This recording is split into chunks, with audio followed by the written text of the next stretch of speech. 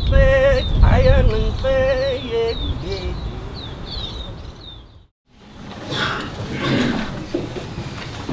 our honourable guests, let me say all protocol observed because I know we are short of time, and that is also our Namibian way.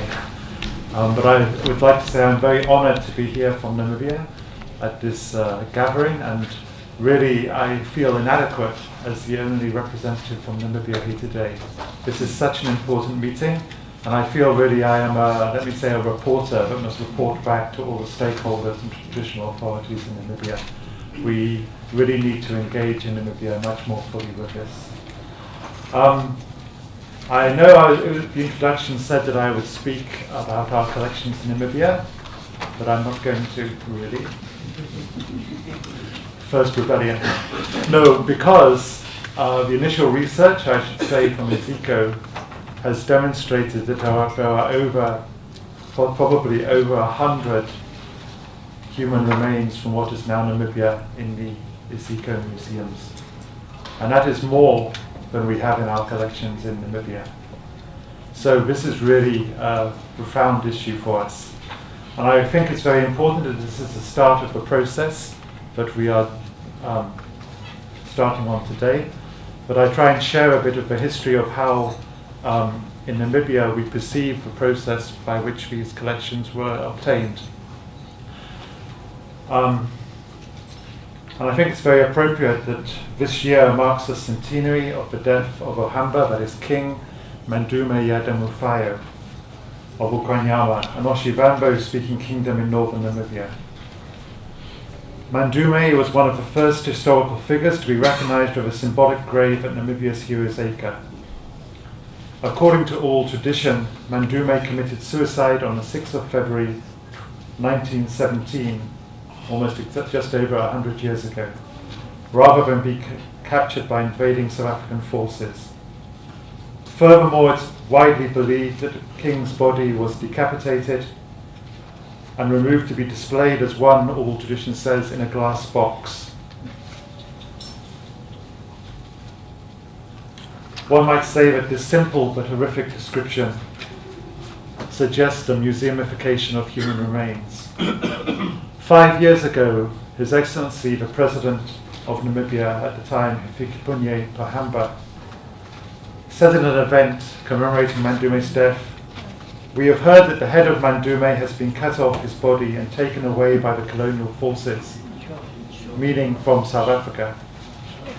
"We appeal to the researchers to discover where it was taken to."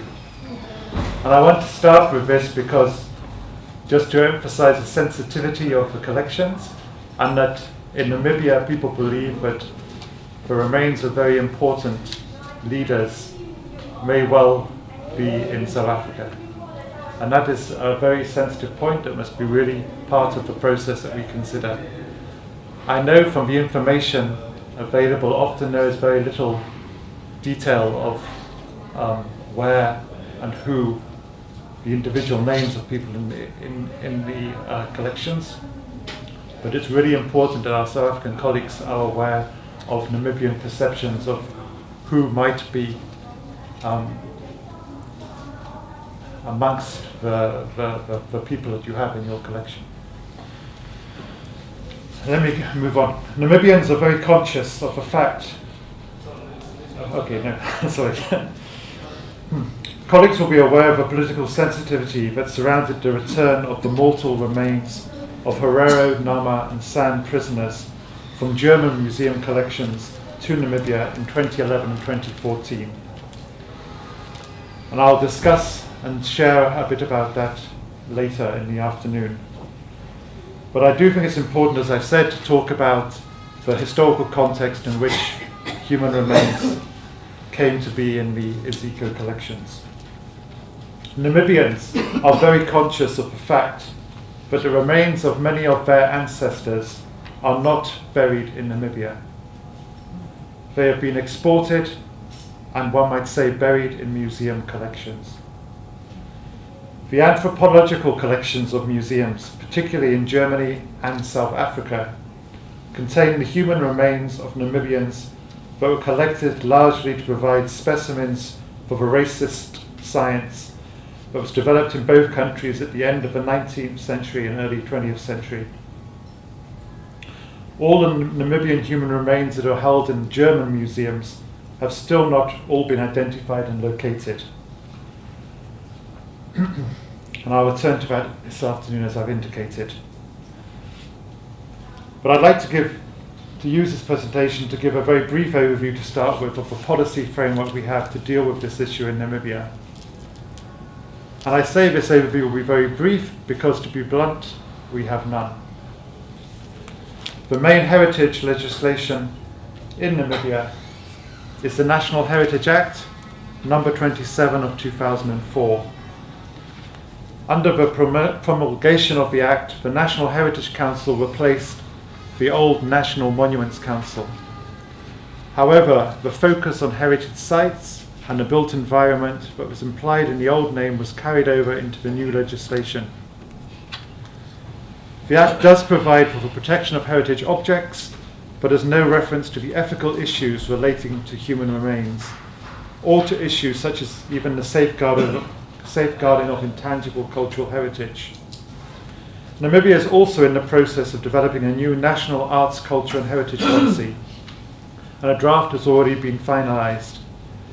However, the only reference in our new policy currently to the whole issue of dealing with human remains is in the definition of underwater heritage, where it says underwater heritage includes artefacts and human remains. There's no other mention in the 54-page draft policy. However, I believe that this meeting, this workshop today is coming at the right time for us in Namibia, because we are reviewing our National Heritage Act. Now is the chance where we can put in amendments. And I think we'd like to learn from South Africa as to how far this issue has been legislated, or is it only being dealt with at the institutional level? Is there a national policy? I want to learn more. That's also why we're here, to learn from our colleagues how you are tackling these issues here.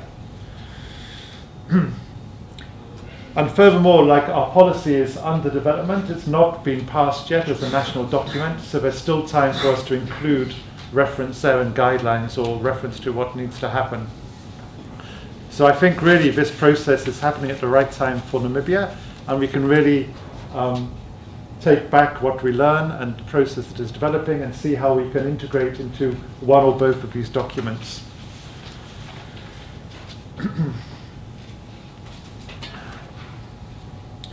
I should say, there was talk about what have we got in our Namibian museums. And I should say that when the Namibian museum sector developed, human remains were seen as part of the range of items that a museum should have in its collection.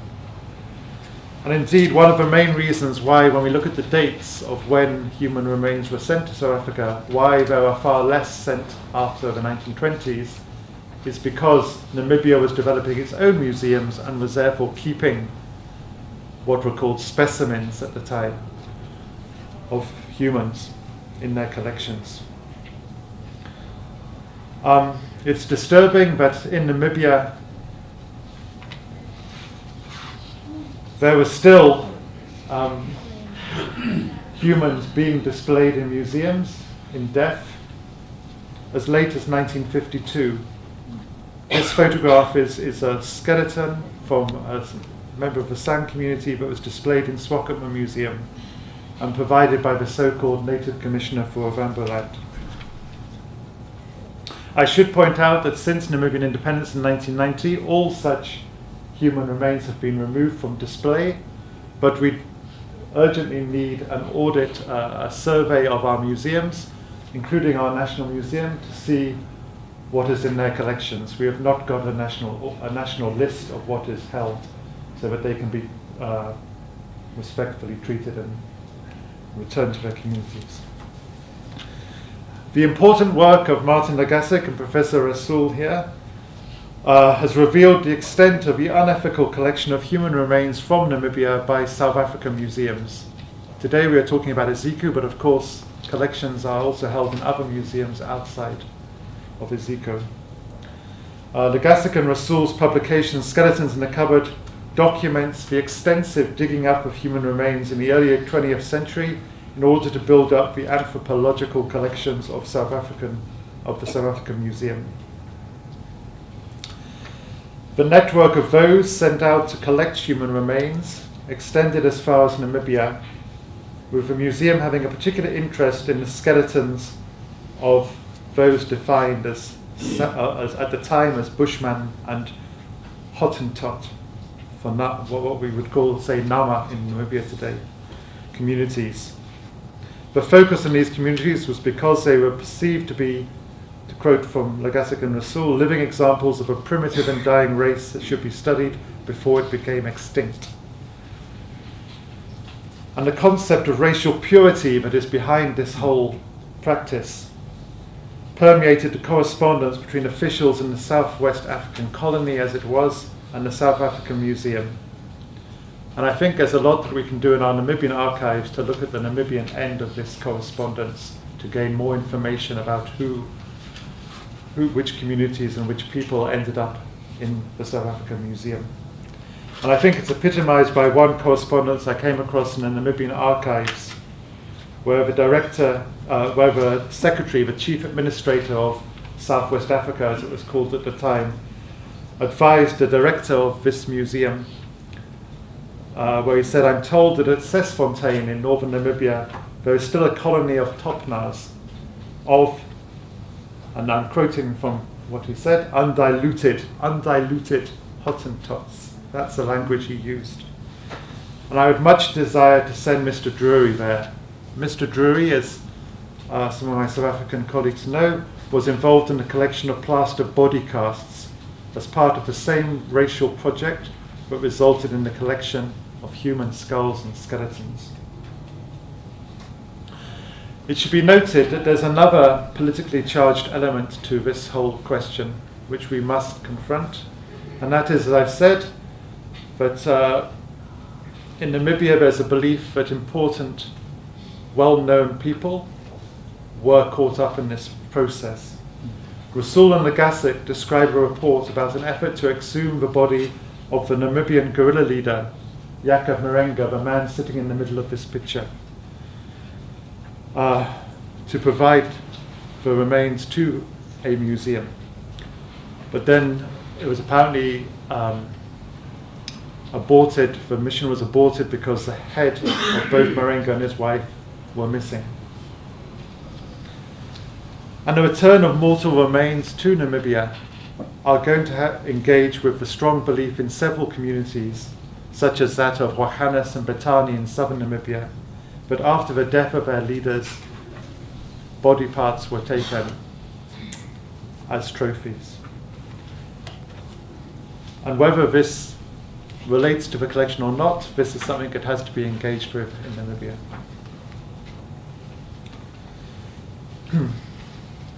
It's clear that the evidence that Namibia will obtain from Ezekiel will help us to trace more information about the origins of the mortal remains that have come from Namibia.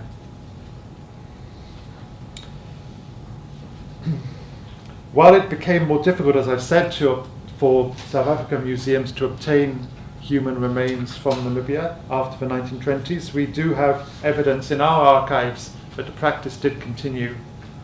For example, in 1940, the chief medical officer for Southwest Africa, Louis Fourie, who is a crucial figure in this whole trade, gave permission for Siamese twins to be sent to a Professor Dart in Johannesburg, preserved in a 10% solution of formalin. Okay, I'm sorry, I'm a bit emotional reading this, but it's a bit traumatic to share. Fourie seems to have been instrumental in many of the arrangements to send mortal remains to South African museums, and I think it would be worthwhile to also consult his archives, which I believe may be linked with Museum Africa in Johannesburg, but perhaps colleagues can assist me on that. While the initial information provided by Ezekiel suggests that the non-consensual grave robbing focused on San and Nama communities in southern Namibia, it's noteworthy that the majority of mortal remains identified to date are actually from the Ovambo kingdoms of northern Namibia, such as that of King Manduma, who I showed earlier. And I think it's also important to give some historical context of when these remains came to South Africa. At the time, South African troops defeated the German forces in Namibia and took over colonial control of the territory. The Ovambo kingdoms had been swept by a famine. On Jali Yakomba in Oshivambo, the famine had swept. It was so devastating. Major Manning, the first South African resident commissioner, described the landscape he encountered in northern Namibia in 1916. Manning wrote, "Skeletons were everywhere, and as a result of a terrible famine and influx of starving people, people were dying along the roadside, near waterholes, etc., where their bodies lay." It seems that this human tragedy was viewed as presenting an opportunity for the collection of human remains for the bone collections of ethnographic departments in South African museums. A refugee camp for those escaping the famine was established outside the small town of Karabib, and as early as August 1916, the military magistrate at Karabib was reported to be offering Ovambo skulls and skeletons, quote, to the South African Museum.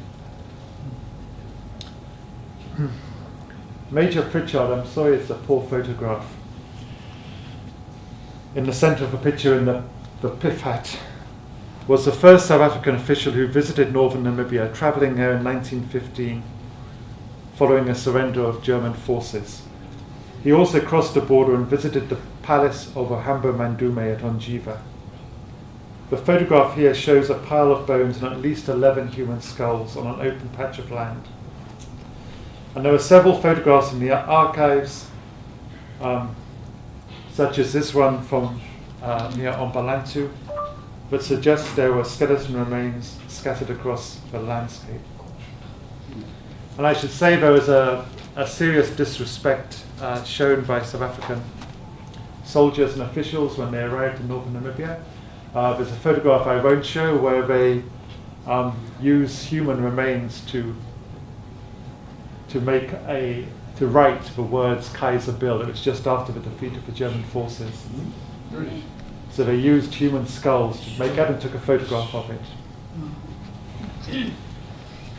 Evidence exists that 7 human remains were initially provided to the South African Museum by a man known as Kokihan, or locally as Shongola, the whip, who became the so-called native commissioner for the North. A further 24 were sent down, according to our records in Namibia, in 1921. So most of the human remains from the North that have been identified seem to have come in this early period. Can you go back a minute to Okay. go? We can finish. Okay. Let me just say it's likely that these remains travelled by train. The train route was very important for communication between Namibia and South Africa. And we have oral history. One informant we interviewed who claimed that she saw Mandume's head on a train going south. Of course, this links with these human remains being sent down to the South African Museum. Finally, I'd like to close with one last question for my colleagues here at Aziko. And that is what was the role of the South African government in supplying human remains from Namibia and South Africa to museums located within the imperial network of the British Empire? I ask this because we're aware that a number of important heritage objects, such as Namibian meteorites, filtered through South Africa to museums around the world. And I wonder if such also happened with human remains. I don't know. We're aware, for example, of the mortal remains of Namibians being held in museums in other parts of the world. For example, just to give one example, a National Trust museum in the UK, Tatton House, contains the mortal remains of a San man named Tamai, who was allegedly murdered in northern Namibia in 1931. How did those remains get to the UK? We would like to know answers to these questions. Also, this is just to show, this is an example of heritage objects coming down from Namibia to museums in South Africa. This is Mandume's beer pot that allegedly he was drinking from when the South Africans attacked. It's now in Wits Art Museum. So, and this is just a letter as well to say that we're concerned that some of the human remains may be still held elsewhere.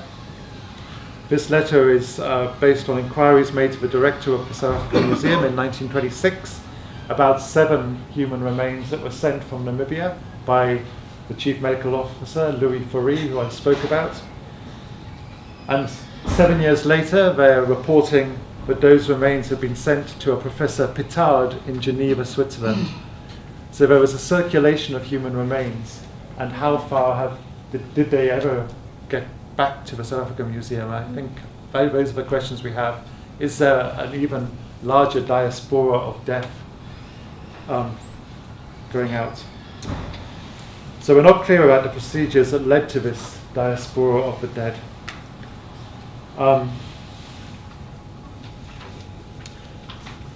I believe that today's meeting is a crucial and very important one, and I think it marks the start of an important dialogue between South African and Namibian colleagues. As I said, I'm not talking for Namibia, I'm just going to go back and report to Namibia. There are a lot more stakeholders that need to be involved on our side, and it's very important that we engage widely. But I would like to congratulate Iziko and Cam for taking this very important initiative, and I hope that we can work closely together in the months to come. Thank you. Hello everyone, thank you very much for being here. I was approached to talk today about human remains in a South African context, and like Jeremy, I feel quite out of my depth to talk about all collections across South Africa. So this talk is by no means complete, and I'm hoping that the curators of various collections around the country that are here today will actually start sharing their insights with us, particularly in the discussion period a bit later. So where I'd like to start is to show that in South Africa there are various collections at various institutions, and quite different to the picture that Jeremy from Namibia has just painted. We have a very healthy research background on various collections across South Africa, both at museums and universities. So a number of these universities and museums hold human remains collections. Most of the collections are what we term ethically collected, either under permit or through development practices. And a lot of these are used for scientific study. A lot of cadaver specimens, individuals that have been collected over many, many years to help medical students in comparative studies, that sort of thing. We also have a host of collections that are used in archaeological investigations. So these collections contain skeletons from contexts that include Southern African hunter-gatherer history over the last probably 10,000 years. And there are also various African and foreign populations that are included in such collections. However, there is a collection that is not often referred to, and that is what Iziko has termed the unethical collection. These are individuals that were known in life between 1850 and 1920, 1930, that were collected across South Africa for various reasons, mostly based in racial science. Colonists that were here were very intrigued about African structure, morphologically, that is, so the human body, and wanted to send a lot of skeletal material back to European institutions, what we understand as universities and museums today. And unfortunately, this created a rather lucrative business in the sale of human remains. And this led to grave robbing, illicit activity, body snatching, and that's how a lot of human remains that are associated to Bushmen, other African populations, all end up at these European institutions. And Iziko and one or two other museums in South Africa are not immune to that, and they have their own collections of people known in life collected as museum objects. This is an image from the 1950s at the Natural History Museum in Vienna, and as you can see, a host of skeletal remains and one of the casts by James Drury that Jeremy was referring to. So what about these unethically collected remains? I can only speak from what I have learned from dealing with Iziko collections and a few other collections across the country. We know that they are restricted due to their unethical nature, meaning no one can study these individuals. We also know that these unethical collections include various populations: Khoisan, Nguni, a number of individuals from Namibia, Botswana, even foreign aboriginals from Australia.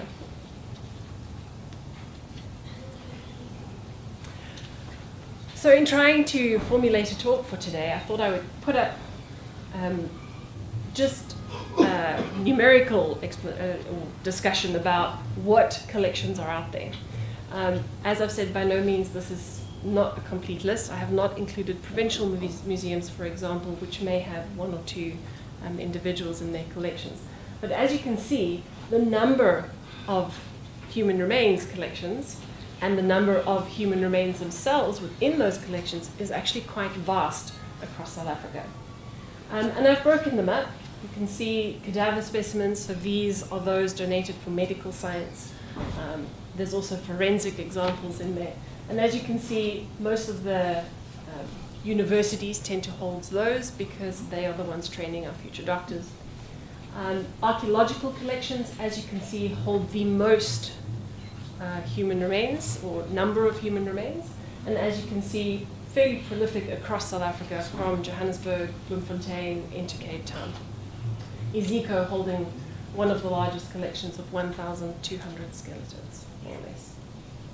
If we look at the unethically collected collections, so those human remains that are restricted for study because of their unethical nature of collecting, so those collected in the late 1800s, early 1900s, under illicit circumstances, you can see the numbers are a lot lower.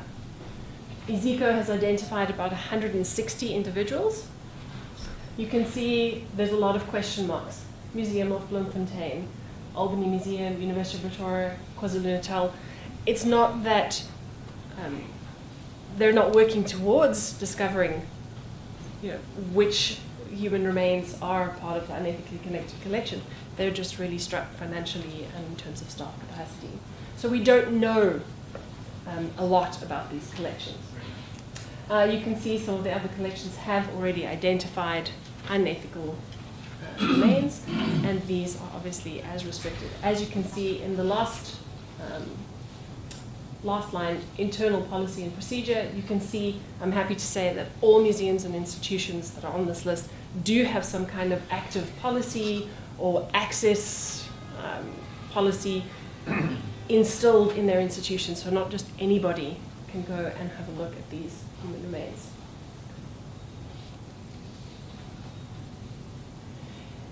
I also thought I'd talk a little bit about South African legislation. We have quite a bit, a lot that governs various aspects of human remains collection, for example, the Human Tissue Act and National Health Act, but these really revolve around more modern human remains.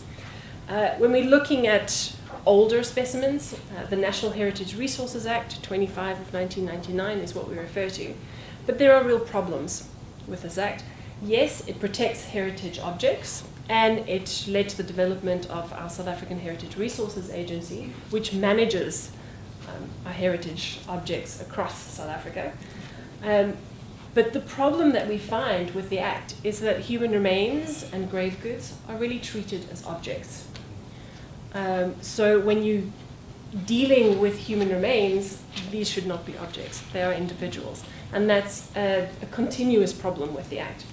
When we look at restitution and repatriation, it's also very vague in the Act under Section 41. And although there have been attempts, most notably the one in 2004, to update the Act, nothing has been ironclad. So nothing is concrete as yet. We do know, and Iziko is very much involved in dealing with the Department of Arts and Culture, to develop a national policy that deals with the management, repatriation, and restitution of human remains and heritage objects, which would include grave goods. But as yet, this is very much a policy in the throes of development. South Africa is lucky enough to have had some successes regarding repatriation and management efforts of human remains. Most notably, Saartjie Bachmann in 2002 was repatriated from France and reburied in the Gamtoos River Valley in the Eastern Cape, where she originated. Another famous repatriation was the Mapungubwe skeletons. These were just over 140 individuals that were reburied in a very specific way after much community consultation between communities and the University of Pretoria, who have been managing the Mapungubwe site. What is interesting about this is that the individuals were buried in such a way that access could be achieved later if community members would like to know more in terms of science about these human remains heritage. Very local here in Cape Town. Don't know if we call it a repatriation, but the Prestwich Place Memorial Ossuary was established in 2004. It was in memoriam of a few thousand skeletons found in a cemetery in Greenpoint. I'm not going to talk a bit about that much because you're having a talk about that a bit later. And then most notably, with Iziko's involvement in 2012, the repatriation of Klaas and Troy Pinner from Vienna in Europe, and they were reburied in the Northern Cape after their bodies were illegally exhumed in 1909 and sent to Europe. So yes, there have been some successes through Iziko, and I'm happy to say that Iziko is one of the first museums to develop a human remains policy, and this was in 2005. This policy governs human remains conservation, protection, access, and management of the collections here at Iziko. And we are by no means alone in this. As you saw in the little table I put up, there are a lot of museums that have active policies and processes before granting access to research on various skeletal remains. So the collection at Iziko and a few in South Africa are really the focal point of much scientific research. And it's an important resource globally.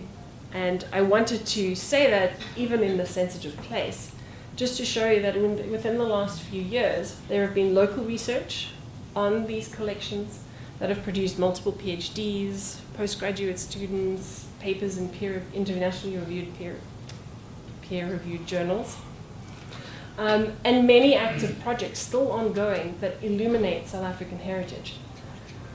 These studies tell biological stories that the archaeological record can't tell us. But I want to be very clear that in terms of these research studies, they are only based on what we call the physical anthropology collection and not on those that are collected unethically. However, there is a real problem. What about the unethically collected human remains? How do we know which ones are and which ones aren't? So there has to be some action, and there has been. And the current action is the active involvement in developing Department of Arts and Culture policy, which we're hoping is forward moving. Some institutions are also actively involved in community engagement on these issues. Iziko is one of them. I know that Albany Museum is another, and I'm hoping that Celeste will talk about that a bit later. We're also very much involved in networking to establish international assistance. So, for example, Commonwealth Association of Museums helping us develop this workshop as a starting point. Iziko has also been involved in deaccessioning individuals. For those of you who don't know, any material, heritage object, or human remains that is part of a museum collection and has been accessioned cannot be deaccessioned without ministerial approval. So Iziko in 2014 got ministerial approval for the first 30 individuals. These were from Namaqualand, Namibia, the Northern Cape, and the Australian Aboriginal skulls that we hold. So they are ready for repatriation because no longer considered museum objects. And as I've said, we're very much not alone in these activities. And I'd like to end off by just highlighting some of the difficulties that us as museum personnel and government officials face with the ideas of repatriation. Firstly, staff capacity at many of these institutions that have these collections are really limited. So we don't have the staff to adequately investigate the collections. So that 160 individuals that you saw that Iziko has, we are not sure that that's all. And a lot of the museums around the country really struggle with being able to research because we just don't have the time. Funding for reburials and the associated expenses is not forthcoming. Just to give you an example, the reburial of Klaas and Troy Pienaar in 2012 was 1.7 million rand. And that's 2 individuals. We're talking just at Iziko about 160. So these are real problems that we have. Another difficulty is community engagement. We're very grateful that we have some community members and community leaders in our audience. But as Jeremy mentioned, there are a lot more stakeholders that need to be engaged. And this takes time and takes process and takes money. National policies really need to be in place before any decisions can be made. I can't make the decision. You can't make the decision. These have to come from higher up. And obviously, and most importantly, timeliness is key. Ideas on repatriation and dealing with unethically collected human remains has been around for more than 20 years, and we don't seem to be moving forward fast enough. So hopefully this is an opportunity to open discussions with the right people in the room so that things can actually start being done. Thank you very much. I would also like to observe protocols because we have our chiefs here as a museums person. It is important, and we are really very grateful to have them here today. We feel very much blessed. And as indicated by Jeremy, I also feel inadequate to represent Botswana today. I would have been here with my director from the Botswana National Museum and the chief curator of archaeology and some doctors and professors from the University of Botswana. But unfortunately, they could not make it because it's the end of the financial year and there's no money. But I'm hoping, as promised by themselves, that they would make time after April, which is the beginning of the financial year, to visit Iziko museums and have some talks with Roxana and colleagues, particularly now that we know that there are human remains from Botswana at Iziko museums. Do I even know where to go now? Okay, in Botswana, really there's been not much, on human remains, particularly concerning outside partners. We have quite a number of human remains at the Botswana National Museum and the University of Botswana, but these are just mostly from excavations and rescue archaeology. We've had a lot of reburials, but these are just from one area of the country to another.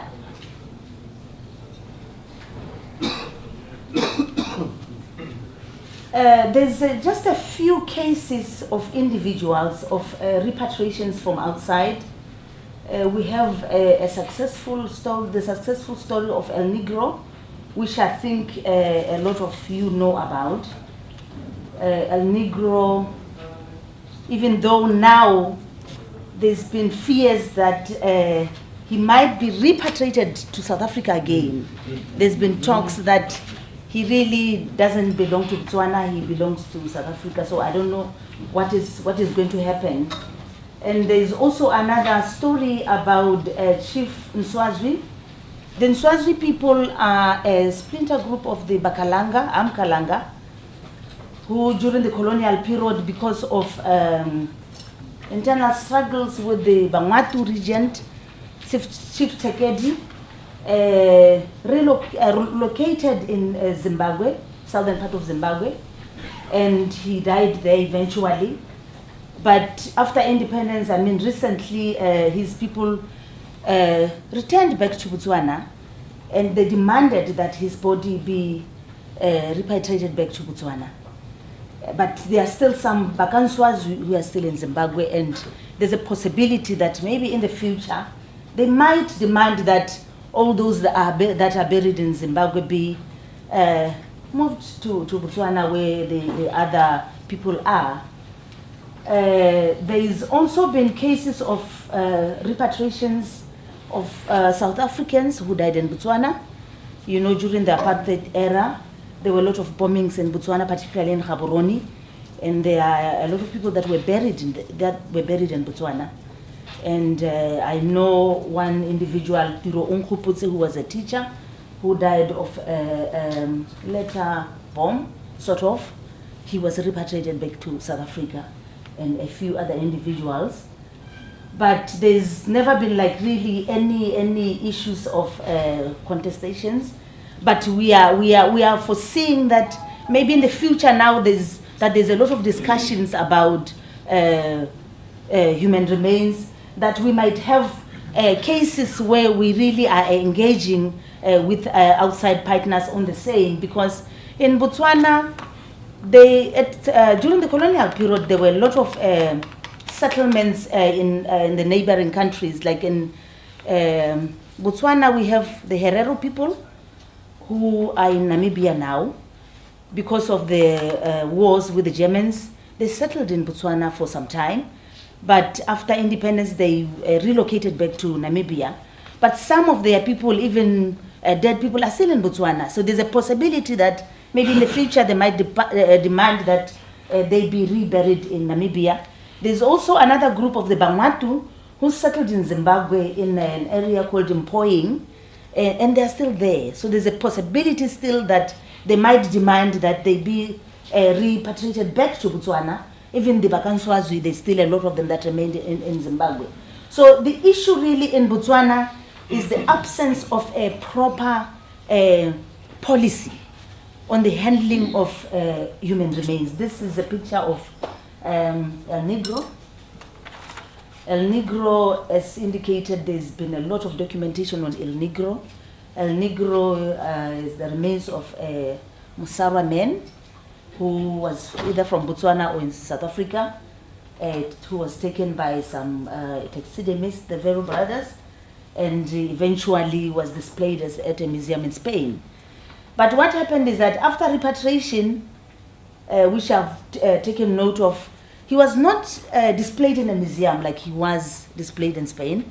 He's buried in Botswana. Instead of being displayed in a museum, he is buried in Botswana. And in an article by Neil Parsons, he has observed that the return of the of El Negro has raised questions about the representation of dead human bodies in museum displays. Representation of dead human bodies in museum displays. Even though I'm saying in Botswana, he's not been represented in a museum, he's buried. And which is the case in South Africa. I've made note that most of the repatriated human remains are buried. They are not taken into museums, which is really another angle to the whole thing. Why are we not taking them into museums? Some of them, we repatriated them back. They were in museums. They were displayed in museums, but we take them back into our countries, and we bury them, which is another issue that we should also look at. So, like I said, in Botswana, there's really no specific legal tool that deals with human remains. We just rely on the general regulations and policies that we have on heritage. And I think it is really important that we have specific regulations on the same. We have the Botswana Monuments and Relics Act. We have regulations that have been developed, but there's really no specific mention on the proper handling of human remains. And like I said, we are also worried in Botswana that in the future we might have a lot of, since we've been talking about repatriation of the general heritage, we might have issues on specific ethnic groups wanting to repatriate their dead human remains. And in the absence of a properly coined policy on that, we might, get into trouble. We in Botswana, we are ratifying 3 UNESCO conventions: the 1970 Convention on the illicit trafficking of cultural property, and the 1954 Convention on the Protection of Cultural Property in case of armed conflict, and the UNEDWA Convention, which is really more on the restitution of cultural property. And we are trying to coin up proper policies to assist with the domestication of those conventions. And we are thinking that this gathering is really coming at the right moment, so that we are benchmarking with our partners, that is CAM, with Iziko, and many other partners, so that we come up with proper policies to incorporate into the general policies that we are going to be using to domesticate the conventions on human remains. So I would really like to take this opportunity to thank Iziko Museums and to thank CAM for having come up with this gathering and having afforded me the opportunity to be here, even though I said I'm really not adequate enough to represent Botswana. And we are hoping that we are now going to be part of the bigger body of heritage professionals into dealing with this special issue of human remains. And I think this is enough from me from Botswana. Thank you.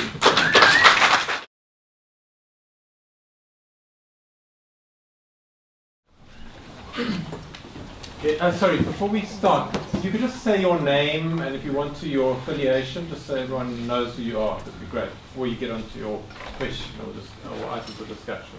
Thank you. Yes, my name is Mosef Melvin Arendse. I represent the Nguni Khoi Coalition.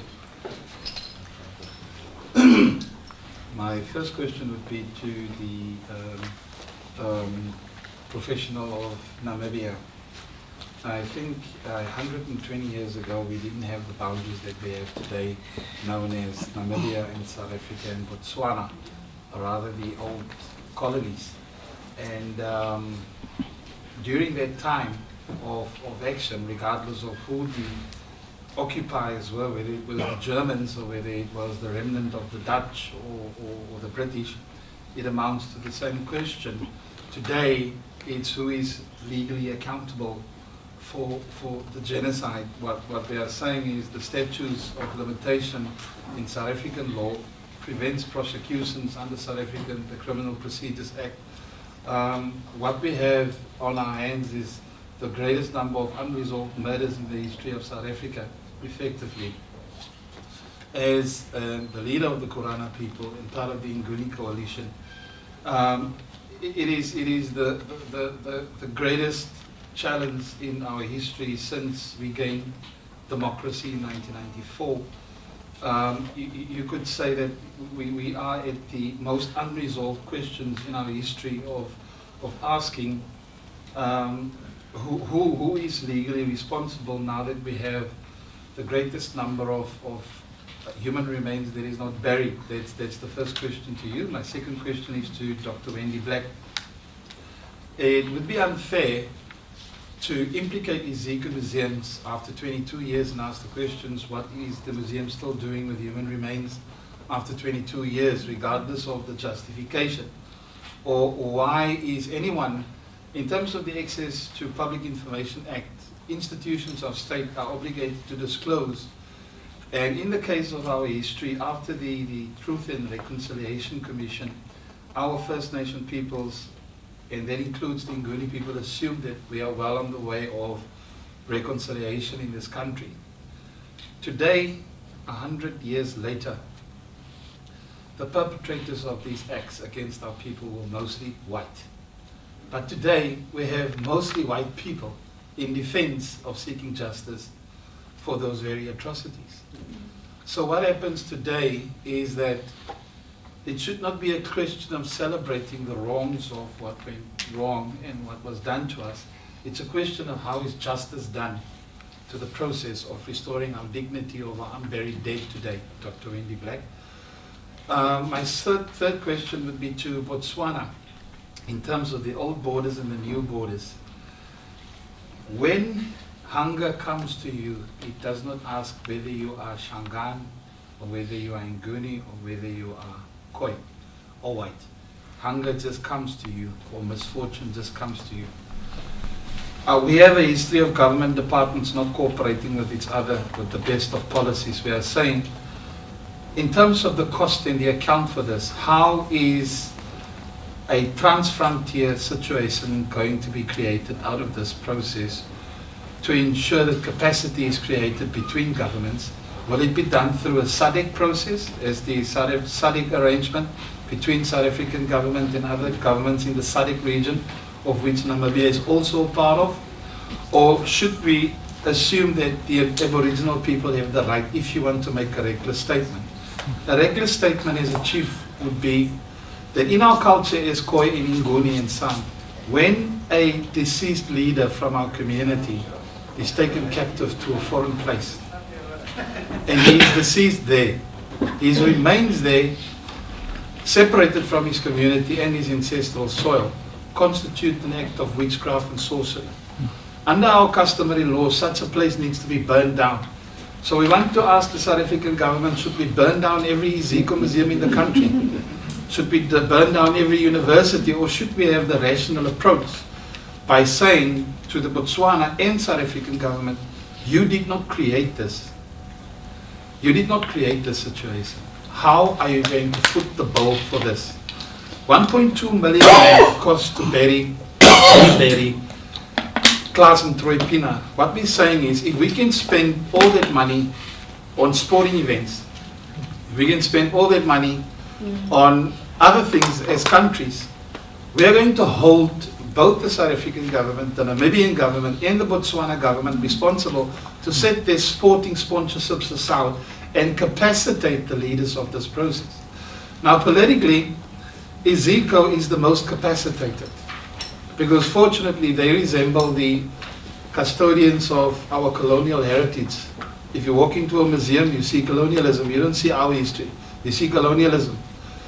What we are saying is, how are we going to ensure that our governments take some of their spending and excessive spending and turn it into making restitution, not just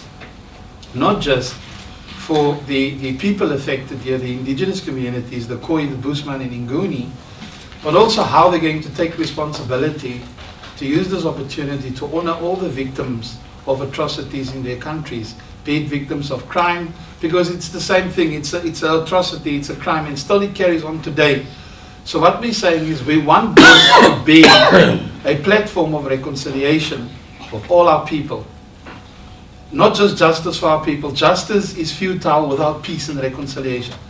We want this process to become a platform to reconcile our peoples and the other communities in South Africa, the white community, because what we're saying is, it would be equally an injustice to hold the white generation of today responsible for the atrocities of people committed that they didn't even know. So we want us to be careful and sensitive about this process, but we want to ensure that the governments take responsibility. Just take the witchcraft and sorcery message upstairs, that they should know it is an act of witchcraft and sorcery to be in possession of human remains. But we won't burn down the museums. We give you that guarantee. Melvin, thank you very much for those quick. Can I invite the speakers to reply? Jeremy, we'll start with Okay, I'll try and be brief. The first comment you made about the boundaries, I think that's very important when we're dealing. I'm not so familiar yet with the way in which documentation is attached to the people in the human remains that we have. But one of the problems we have is often people are categorized ethnically, and ethnic labels are not the same as national labels. So now we work with nation states where the nation claims repatriation, like Renani said, El Negro now is being, was he Botswana or South Africa? The nation state is something new. And I think there's a tremendous opportunity for partnership and discussion across borders between traditional authorities. And I think that's perhaps one thing that we should be looking at taking forward, perhaps from this meeting. The second big question, of course, who is legally accountable for the unethical collections? In Namibia, of course, I'll speak after lunch.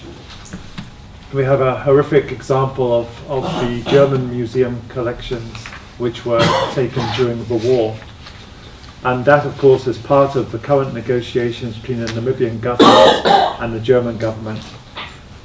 When it comes to Namibia and South Africa, I don't know. I can just say I don't know what the way forward is there in terms of justice for communities. Thank you for the question.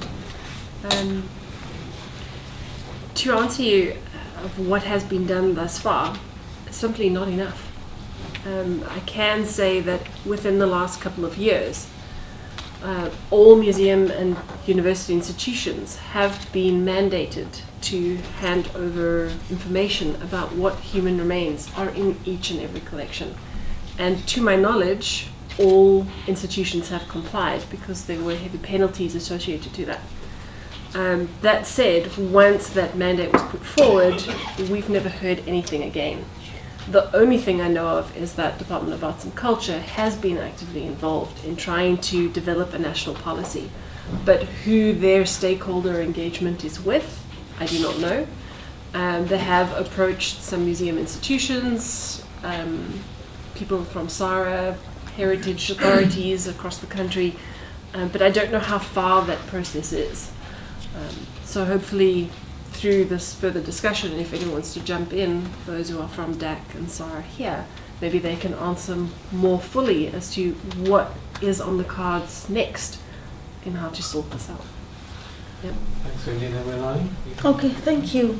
I really don't know if I will have an answer that is adequate enough when it comes to the SADC. I know there's been like individual discussions that is between, say, Botswana and South Africa, Botswana with Namibia, which is like the disjointed sort of. And the other problem that we have is the lack of a culture desk at SADC.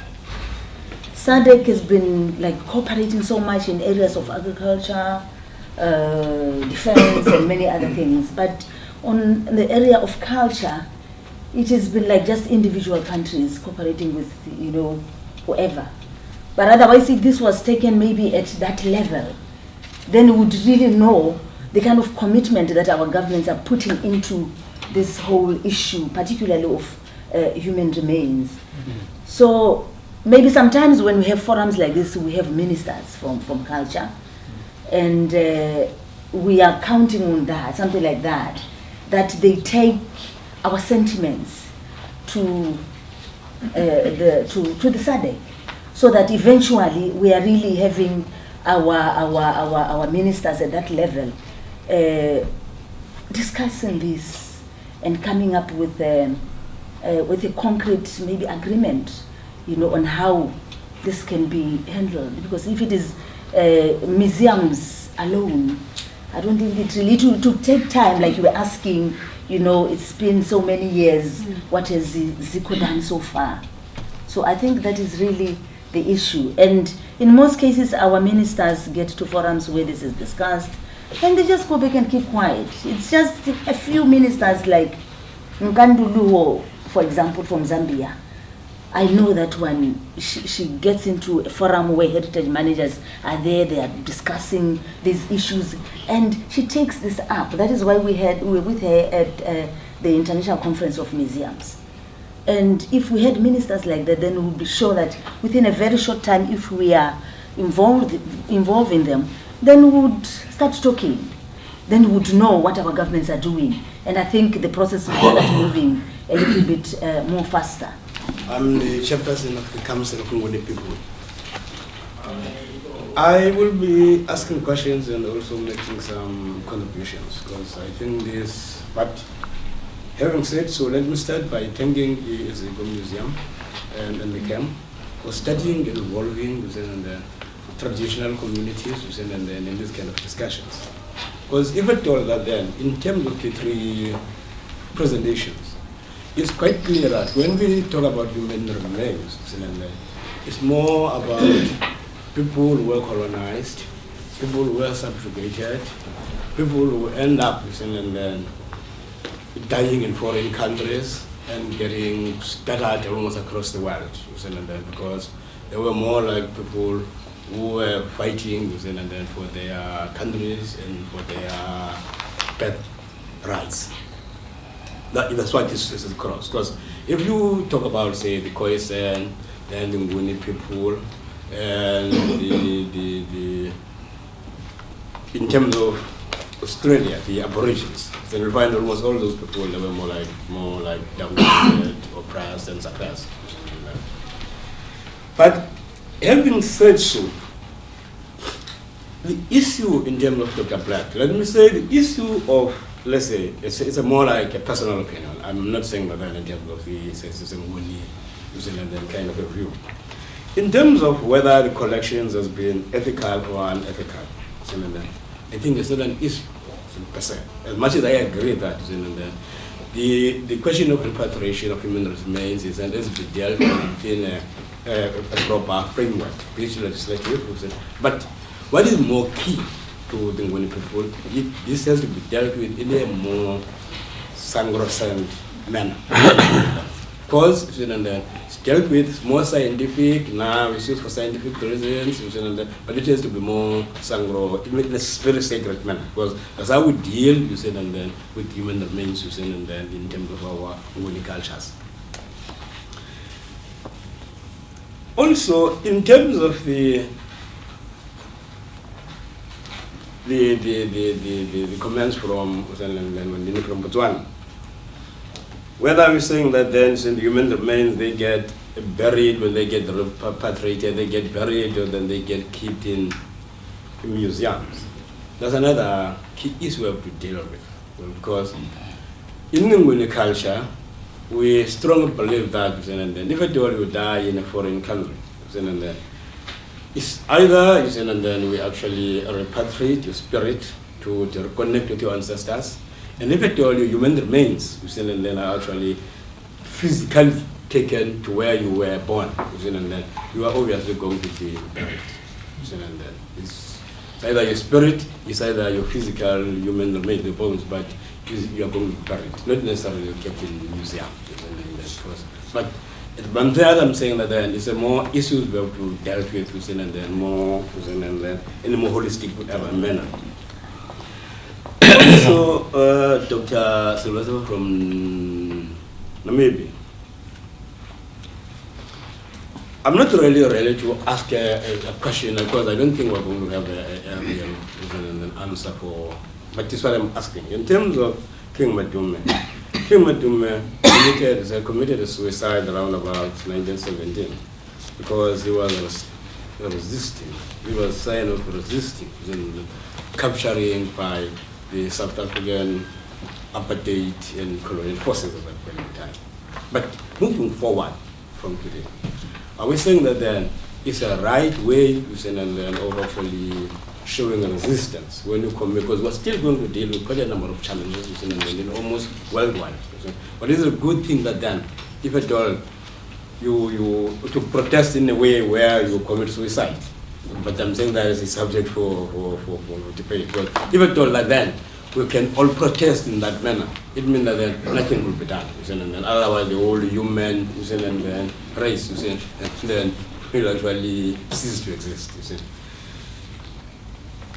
Also, we are seeing that then there are still quite a number of human remains which are unidentified graves in Germany, which then is making more. That statement is putting an emphasis on the fact that the human remains, by and large, people who were fighting were colonized and then taken for whatever reason by colonialists in foreign countries. Then, what exactly, and then have you got any plan or intent, and then to make it a point that then those human remains are actually identified, and then in the process they get repatriated again, and then so that their souls and spirits, and then can actually rest, and then with their ancestors, and then back in your country. Also, the fact that you are saying that the number, the Sen and the number of people, the research, which we were saying that there were fears that they were going to be and then distinct. It meant that they were not treated as real human beings. Because the merit you straight, you see, and then, because the human being is by nature is very productive, you see, and then it's productive, you see, and then we by our very nature, you see, and then we produce sons, daughters, you see, and then, but immediately then you start a research on the basis that, you see, and then a particular tribe or a particular nation is going to be distinct. It means that then we are not really treating those people as human beings per se, you see, and then. But I want your comment around that. Very lastly, facilitator. Then you say that then most of the human remains from Namibia were actually there with the Iziko Museum in South Africa. And then, Dr. Black, what is going on, both Dr. Silvers and Dr. Black, what are you thinking about that then? Because it means that then, if they are in South Africa, they are not in their motherland. And in my view, this discussion should actually lead towards a situation where people and then they actually go and repatriate and then to their motherland. Or you call it motherland or fatherland, but I like to say into their motherland, so that they reconnect with their ancestors. That's my Thank you very much. Thank you. So you've raised a number of very important issues. And I just want to ask, I think Jeremy and Wendy, I think you were sort of identified. Have you got anything you'd like to contribute? We agree wholeheartedly that the skeletons or the individuals from Namibia need to be returned. But again, we sit with problems of staff capacity, funding, how do we do this? And this kind of forum really is the first step in developing those discussions so that we can start figuring out how to do it. Because yes, they don't belong here, they shouldn't be with us. But research needs to be conducted to see exactly how they got here, where exactly, to which communities do we repatriate them to, and exactly how we go about doing that with limited funds. So it is on the cards, it's something we would like to do, but we need to figure out how. Do you think is it just limited funds? I mean, do you think there's something more than just funding behind the inertia in dealing with the situation? I mean, yes, there's the political aspect and sort of the governmental side where the objects, the individuals would need to be deaccessioned and those sort of things, but that just takes a bit of time. We're ready.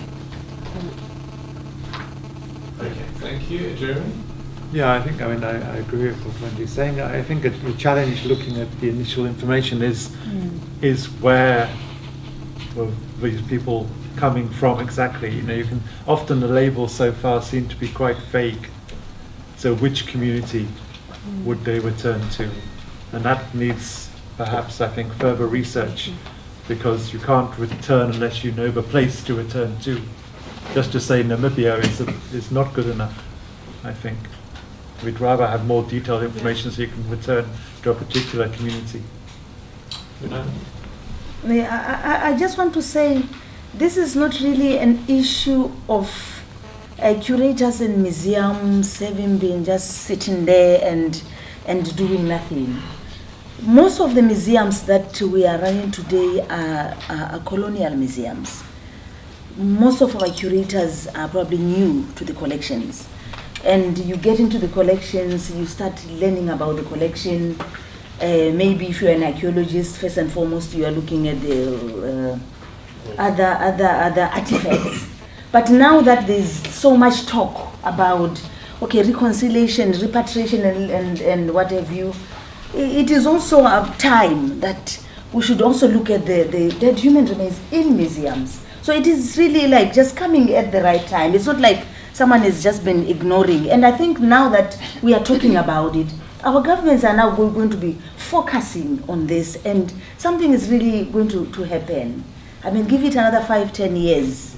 You'll be talking of all these things maybe, and all the human remains having been repatriated. It's not really an issue of the budget. I think that will be sorted out with time. It is just that we are now focusing into this thing because we are talking about repatriation anyway. I like your faith that the money will come. It will come. Okay, thank you very much.